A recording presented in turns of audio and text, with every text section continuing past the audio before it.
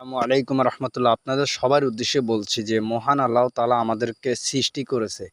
সেই মহান আল্লাহ তাআলা আমি আপনাকে ঘুমানোর জন্য একটা প্রাণী বা একটা পোকা আওয়াজ করেন। আপনারা দেখেন, আমি এখন রাত্রে দাঁড়ায় রয়েছি আমার বাড়ির সামনে, কিন্তু একটা আওয়াজ আসে না। সেই মহান রবের যদি আমরা একবার সেজদা দিতাম, তাহলে আখেরাতে আমরা কিন্তু এই বিপদ থেকে উদ্ধার হইতে পারতাম। অবশ্যই আমরা সবাই চাই ৫ ওয়াক্ত নামাজ পড়ার জন্য। আল্লাহ আমাদের সবাইকে সেই তৌফিক দান করুক ৫ ওয়াক্ত নামাজ পড়ার জন্য।